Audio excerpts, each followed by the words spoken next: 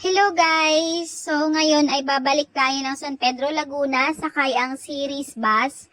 So ngayon nandito ako sa may series bus terminal nila dito sa San Miguel, Hordan, Guimaras or ang tinatawag nila na Alibhon.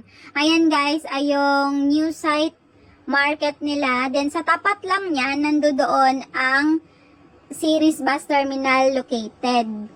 So ayan yung bus na yan, dyan tayo sasakay.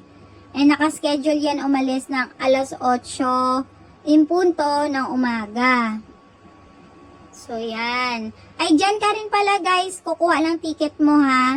Then, ang biyahe nila dyan is Tuesday, Thursday, and Saturday. So, ayan, sa time na yan, nandoon kami niyan sa loob ng barge, which is, sakay kami ng bus, hindi na kami bumaba.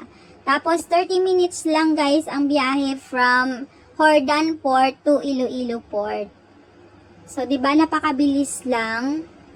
At ang swerte namin ng time na yan kasi walang naging problema, maayos ang panahon, which is, sabi nila, meron daw bagyong Ramil. So, ayan nga. Ayan. Pababa na kami niyan guys ng barko. Tapos, may mga tao din naghihintay dyan sa labas para sumakay din sila dito sa barko na to. Pabalik naman ang Guimaras. Ayan sila guys. Oh. Ayan. Ang dami nilang naghihintay. Tapos kami naman, papunta naman kami ng series bus terminal nila doon sa may Tagbakharo.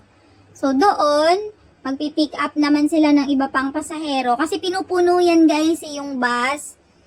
Tapos, along the way to Katiklan, na may mga dinadaanan pa kami na mga stop point nila, which is nagbababa at nag-aakyat ng ibang pasahero. Ayan, ito yung series bus terminal nila sa Tagbakharo, guys. Ang mga green na bus na yan, ang biyahe niyan sa iba-ibang part din ng Panay Island. So, yan. Hindi na nga po ako nakapag-video kasi nakatulog na ako, nagpahinga. Ito, sa part na yan, nandoon na kami yan sa may Batangas Port. Pababa na kami yan, guys. So, ang total na biyahe is almost 24 hours. Kasi 8 a.m. kami umalis ng Guimaras. Then, mga 8 a.m. din kami nakarating ng SM Santa Rosa. So, ayun lang, guys. Sana nakatulong.